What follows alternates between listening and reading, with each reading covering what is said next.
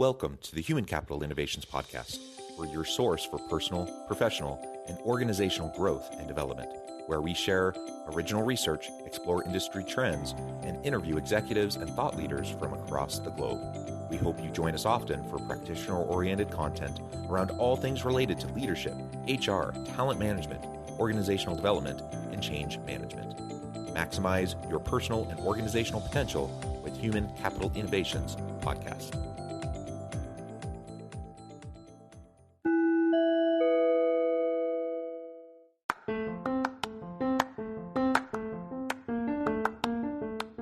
If you enjoy the Human Capital Innovations Podcast, enjoy ad-free listening by going to the Patreon page, and please consider contributing even at the producer or sponsorship level. And please leave a review. Thank you for your support.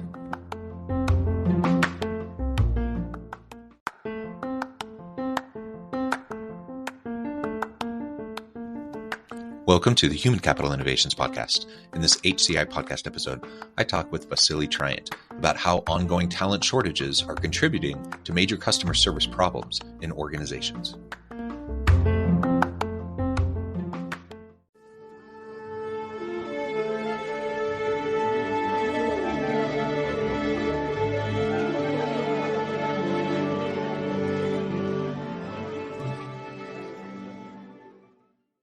Vasili Triant, welcome to the conversation today. Thank you, John. Thank you for having me. It's good to be here.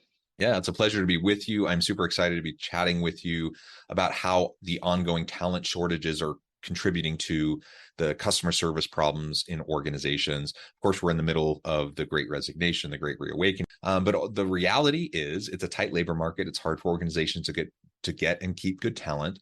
And especially in those industries hit the hardest by the pandemic, where they lost a lot of people, it's been hard to ramp back up. And so when we think about customer service and we think about retail, we think about hospitality, those types of industries, it's been a challenge. So we're going to explore all this together and try to figure out what we can do about it to ease the pain and the struggles that organizations are facing.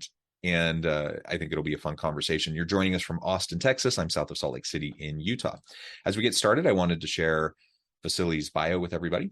As Chief Operating Officer of UJET, Vasili Triant oversees all go-to-market activities, including sales, channel, alliances, and customer success. He is passionate about empowering customers by providing innovative tools and technology that deliver one-of-a-kind experiences. Prior to UJET, he held key roles at Cisco, ShoreTel, LiveOps, and Serenova, where he served as CEO. Audience, before we dive on in.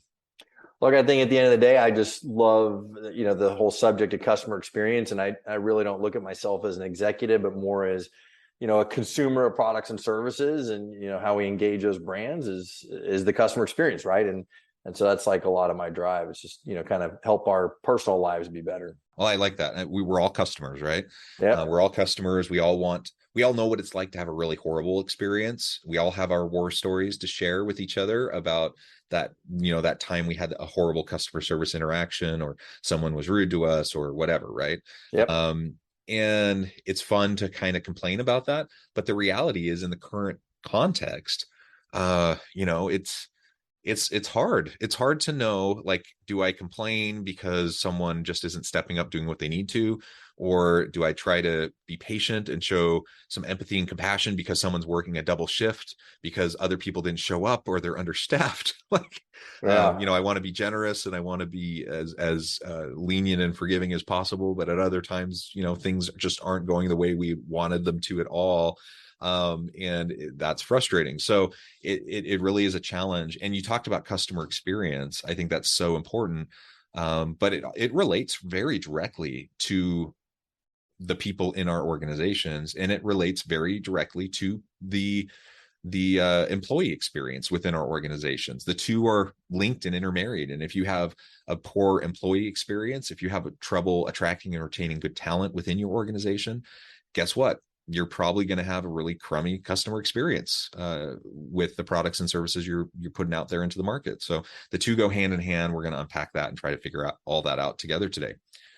So let's start by talking a little bit more about customer service problems. Again, we've all experienced challenging customer service situations. Let's talk about the airline industry. It's been covered widely in the media, talent shortages with not only pilots, that's actually a huge problem, but also with the agents at various stages in the airport and for the airlines and all of that. How are ongoing talent shortages contributing to those types of issues, for example, specifically within the airline industry?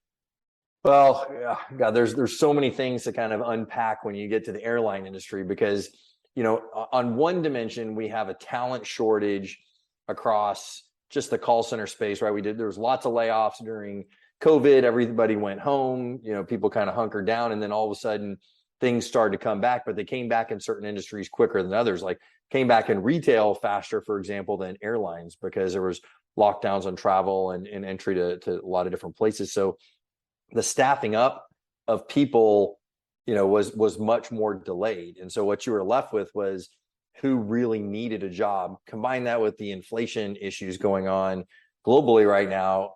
Customer service, employees don't get paid a lot of money, right? So you're now warring for talent against a lot of other jobs where you could stay home, right? I mean, you could do apartment finding and get paid, more money than being a customer service job, which now people want you to go back into the office, or you have to have a lot more requirements for things at your home. Now you bring in the other dimension, which is, as a business, though, like the flights themselves are having problems getting staffed. So you're canceling flights, you're rescheduling flights, you're delaying flights, and all of that comes to the customer service people. So you have, on average, right, a typically lower wage than, other professional jobs, typically high turnover, even in a good economy. Now it's exacerbated by you have less employees and an influx of demand to talk to people, right? And you're not talking to happy people. It's not like people call up and say, thank you so much for making my flight on time, right? It's calling up and they're ticked that they went to the airport and their flights are canceled. Or I've heard things like, reschedule multiple times and people are waiting at the airport 5 to 8 hours. And so you're not dealing with fun things. And so what happens? Hey, I'm getting paid $18, $15, $16 an hour. I'm done. I can go flip burgers for $20 an hour right now. Like, why do it? I can go to an Amazon warehouse for $22 an hour.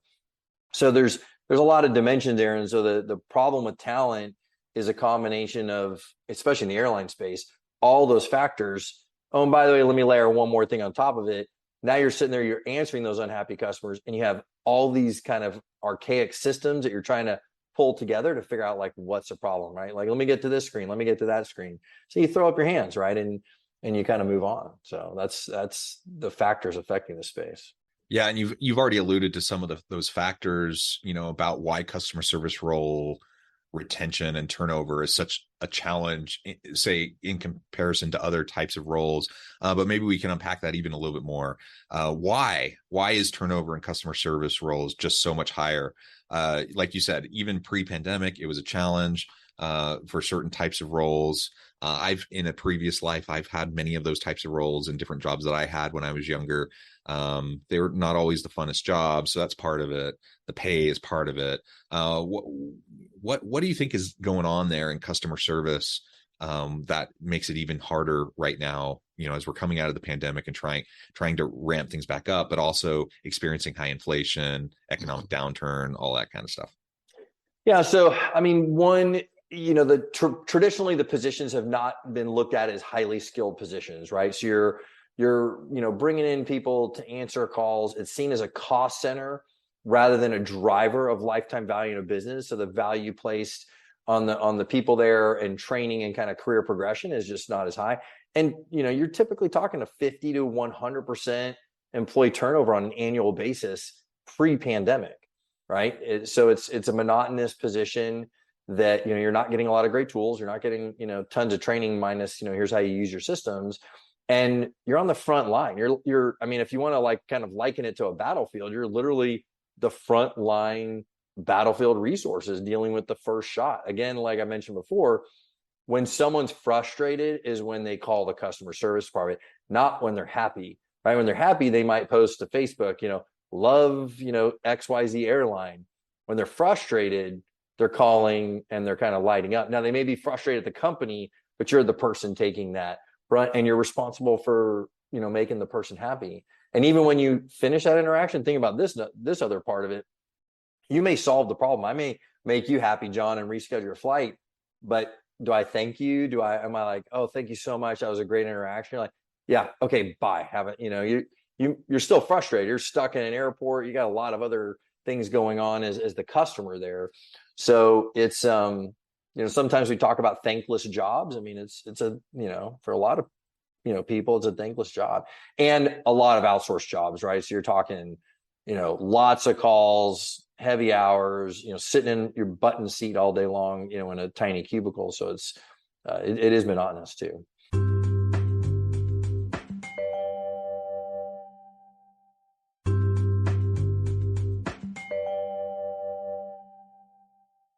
So what can we do about it? I mean, all of those things are kind of stacking the deck against customer service jobs and making it really hard to attract and retain some good people so we can solve the problems of our customers, right? And that's what everyone wants. We want innovative products and services, but we want to deliver them in a really positive way, have a good customer experience so we can foster brand loyalty and customer loyalty and commitment.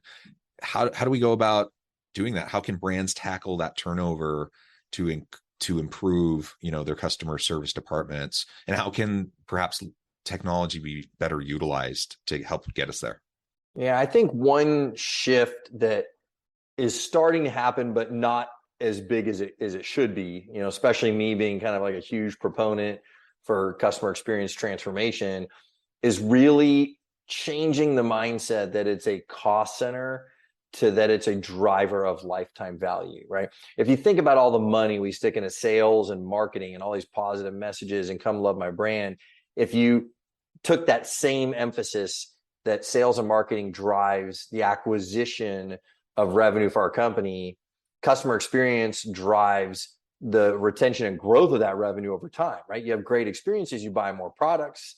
And if we start looking at that department as a driver of lifetime value, one, it'll change the investment just as a general rule of thumb within there. And that could be to everything from talent tools, processes, and so on and so forth.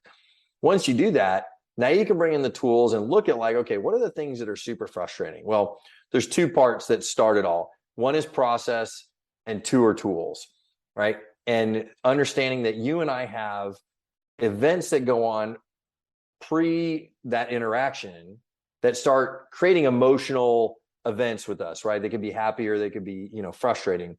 And then once you get to that agent, right, you're already kind of in one state or another. So if you stay on hold too long, if you have too many menus to get to somebody, you just get frustrated, right? It doesn't matter who picks up the phone. They can be happy or they can be sad. It doesn't matter. Like you're going to potentially light off. So like my worst experience so far in my 22 years, which only happened, I think 4 months ago, I was on hold for an hour and 45 minutes. I'm not kidding. Hour and 45 minutes. It was a state department, state of Missouri. But I waited on hold for an hour and 45 minutes, right? Staffing issues, too many inbound things, and you just sat there. So, I mean, I wasn't exactly happy when I got there. The second thing is like, so that's, one piece. The other piece is getting those simple interactions and just getting rid of them. They don't need to get to a person. And if you get rid of a lot of these simple interactions, and by the way, that's a combination of technology and process, then what comes to the agent is something that actually needs their skill. And you can, you have less demand now on live agents. And so it actually can help you with your staffing because you may not need as many live agents, right? If everybody coming through is trying to, like, for example, reschedule a flight that obviously just got canceled, you can find ways to skip steps. You can find ways to maybe allow people to change things, right? Leveraging things like virtual agents and voice chat and otherwise, you can take simple transactions and dish them off. The next part is if you give them the tools to do their job easier and quicker, then it's just going to make the process more enjoyable for both sides, right? Now you can leverage all kinds of bits of technology, the integration of systems and data so that agents have more stuff at their fingertips right away, the leveraging of AI to provide next best response to the agent, because maybe they don't know the answer, but they don't need to kind of go looking around for it. Like, just tee it up to them on the screen. The majority of call centers, especially in the airline industry, are still using legacy systems and legacy processes. And when I mean legacy systems, I don't mean, someone might be listening to this and say, oh, we're already on cloud. okay, that's an infrastructure decision, not like you didn't modernize your system. Are you leveraging, AI? Are you leveraging modern processes and automation to engage your customers? Like, do you know that Vasili is in the Atlanta airport and was supposed to go on that flight when he called in, and you got the person that is like, you automatically dedicated a group to that, situation, because of a weather pattern or something like that? I'll give you an example. I have a insurance carrier I deal with, been dealing with them for 27 years. I've timed it like clockwork that you cannot get to a live agent for 2 minutes and 11 seconds. 2 minutes and 11 seconds every single time. Doesn't matter what I'm calling in for, homeowner, car, auto, life insurance, doesn't matter. It's 2 minutes, 11 seconds because of the amount of IVR queues and pre-information that they tee up. By the way, one of them is, what's your member number, right? And then, we've authenticated with your phone number. You know what the first thing they do every time they pick up the phone? Can I get your name? And they re-authenticate me every single time. And I'm like, I just wasted 2 minutes, 11 seconds. Now, you might not think that's a big deal, but it is a big deal depending on what's going on during the day, right? It's not like I can just make a quick phone call and get it done. So these are some very, very simple things. The biggest part, though, shifting the perception that customer support or contact center, whatever, is a cost center. The second part gets into process changes. You just identified a whole bunch there that I think is really important. And some of that really leads into, what things might be looking like, how we're leveraging technology and the infrastructure and the systems. What does the future of customer service look like for you? I mean, you go back 10, 15 years and it was big call centers, for example. And I had some of those jobs myself when I was younger, 20 years ago or so. Nowadays, there's more remote work options for call center employees. So that's probably a fairly significant change that's happened over the last decade or so. Mm-hmm. What are some of the other types of changes, and where do you see things going for the future of customer service in the near future? Yeah, there's where I see them going, where I want them to go. They might be a little bit two different things, but look, long story kind of quick is we have to get to predictive, proactive customer care, which accounts for a little bit of automation. But the reality is, take the data, blend everything you have together, and then maybe answer my customer service problem before I get to you, right? Like, you don't need to wait for me to call, right? I mean, it's kind of like one of those things, like if you released a product and it had a bug and you're like, oh my God, I don't really want to go into work on Monday. How many people are going to call me? Like, we just had a bug in our, smartphone or whatever else it may be. You already know what's going to happen. Find all the customers that have that issue and just reach out to them proactively. And then you don't have to worry about them calling in. And by the way, if you came to me proactively before I ever saw it, I would actually be pretty happy. Years ago, I worked at this company and we found we had this emergency services bug. I mean, it was like almost catastrophic. Like if you picked up a phone and dialed 911, it would crash the system, like the phone system itself. And we had this long debate about what we should do. And the end result was, we said we need to reach out to every customer. And everybody was so worried that everybody's gonna be so mad. It actually had the opposite effect. Everybody was so happy and thankful that we had reached out to them because they had never seen the bug yet. And, because obviously dialing 911 from in your office isn't like an everyday occurrence. But they were like super happy. And that's where customer experience needs to go, is being proactive and taking all the events that come up.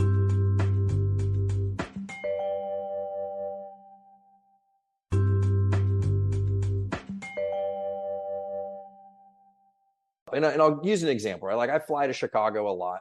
And in Chicago, if a storm's coming in and there's lightning, 100% of the time, regional airlines are getting grounded. It's just going to happen. There's going to be delays and groundings.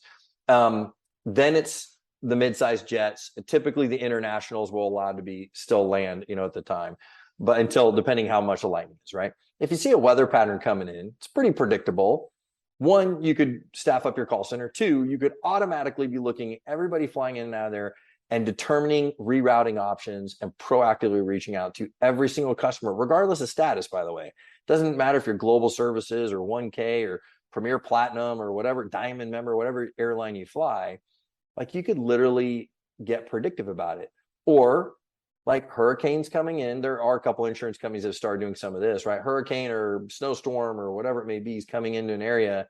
Like, know all your customers in the area who have a policy with you, and proactively be thinking about coverage.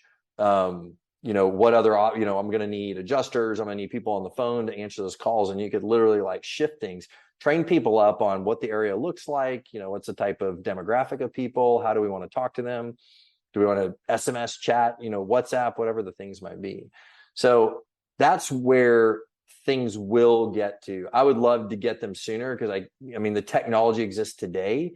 We're all expecting it, right? We do expect it as humans, but we're just not getting it because there's not many brands that like really tee that up to you. So until one company gets there within a given vertical, let's talk about the airline industry, which traditionally is pretty poor customer service.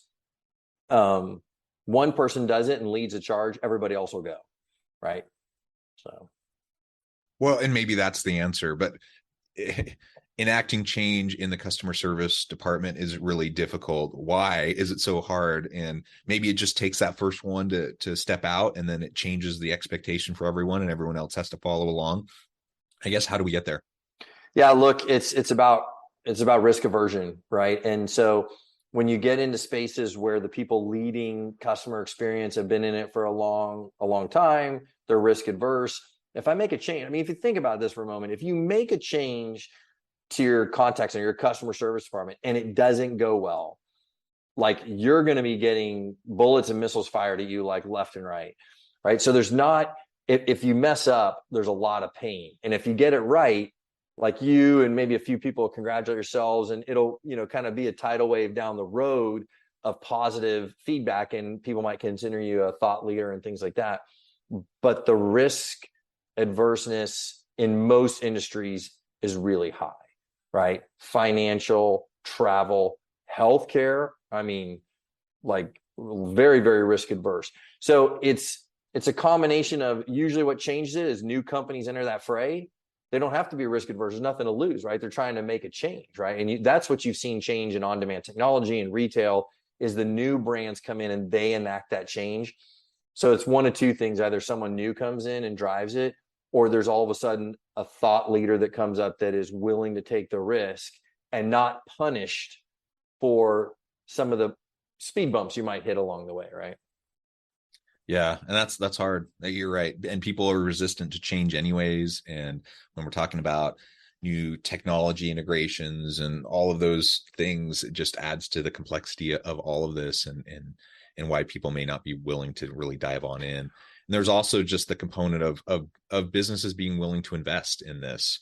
And it kind of boggles my mind a little bit. So for example, when we talk about employee experience, like, I'm an HR guy. Like, it makes perfect sense to me. Treat your people well, treat them with dignity and respect, pay them fairly, give them a job with meaning and purpose, design good jobs. All of that makes perfect sense. You have better employee experience. It drives a lot of positive outcomes for organizations, but that takes investment into the people management processes of the organization. The same thing applies in terms of customer service. And if you want a good customer experience, you have to invest into that, creating that customer experience, which means you have to have good customer service people and systems in place, which means you have to invest in it. And yet we don't see that investment all the time. And it kind of blows my mind, because they're the front lines interfacing with the people buying your product or service. And if your customers don't have the good experience, they're going to go somewhere else. So why do you think organizations still just aren't seeming to value customer service for business as much as they really, like, we think they should? And what do we do about that? Yeah, look, I mean, on this part, I'm going to give my opinion. I can't say it's fact, because I'm not in a company running the customer service department, right? And my executive telling me one way or another. But everything goes with ebbs and flows depending on kind of the economic cycle. I mean, if you think about it right now, I mean, if we take the airline industry, no one's struggling for revenue, right? Like, I mean, flights are booked up. A normal flight right now that would normally cost me about $500 is literally, I looked at the other day, is $3,000. Like, there's so much demand for travel. So like, do you really need to change, candidly? Like, it's not like you're really trying to attract new customers. I just need to keep the ones I have. Now, when we get to periods of down cycle, right, when things are like, all of a sudden the economy's not as rich, or employees aren't just jumping for jobs, right? then you kind of spend more time saying, I need to retain these customers. I need to grow because the demand is not as high. I hate to see it that it takes us to get to that point that customer experience becomes great. But I will say, anytime there's a down cycle in the economy is when actually customer service improves. When there's an up cycle, everything goes to like push people off, deflection, automation. Like, I mean, if you think about the early 2000s when we had the big boom, everybody went to like wanting to push people away from any live interaction. Customer experience started to tank. The global financial crisis hit. Things just went into the tank. Everybody's like, we need customers. How do we get customers? Create amazing experiences, right? Things like Zappos and Uber and Lyft and all these other things kind of came about. Now we're in this economic boom cycle, and guess what? Things are like falling apart again. Well, it doesn't matter what industry you're in, construction, real estate. Like, I mean, it's like I'm too busy like to handle any of the work. So it's either a new company's going to come about and really pave the way, or a thought leader within a space. Or candidly, there'll be another economic cycle where people will turn and value that customer experience. Yeah. And let's not wait to be compelled to do this, I think, is the message that, I want to share. Let's be proactive about it. Let's lead out in the space and not be afraid of positive changes that are going to, that can really impact our organization, but also our customer base, and help us to grow our reputation, help us to grow, our brand, and have more loyal and committed customers for the long term. Yeah, absolutely. Well, I think one of the big things, John, kind of like, sorry, one more point I was just going to make is in any of these situations is for us to separate ourselves from our professional life and just think about ourselves as an end user. Like, how would I want to be treated? If I called into my own company or something and they didn't know who I was. If you do that, everything's really simplified, right? Too many times we just get stuck in kind of marketing messages and in our professional, like, we overcomplicate things sometimes, and it's pretty simple, right? And it's how do you want to be treated? Treat people with dignity and respect. Treat everyone kindly. It's not too complicated. Yeah. But it's hard because it's hard work, and it's often undervalued work, and it's often underappreciated work. And so as organizational leaders, let's put more attentiveness, more strategic attention to it, and treat our people better in the customer service roles. Let's invest in them and help our organization to thrive.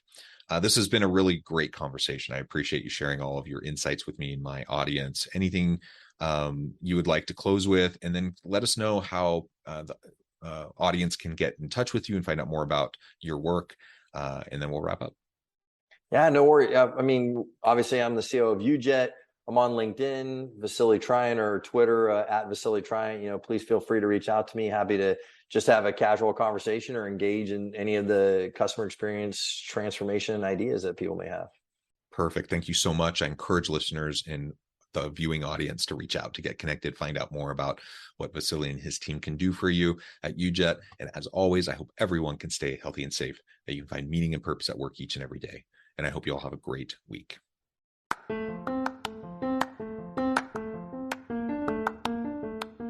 Do you enjoy the Human Capital Innovations podcast? Enjoy ad-free listening by going to the Patreon page. And please consider contributing even at the producer or sponsorship level. And please leave a review. Thank you for your support.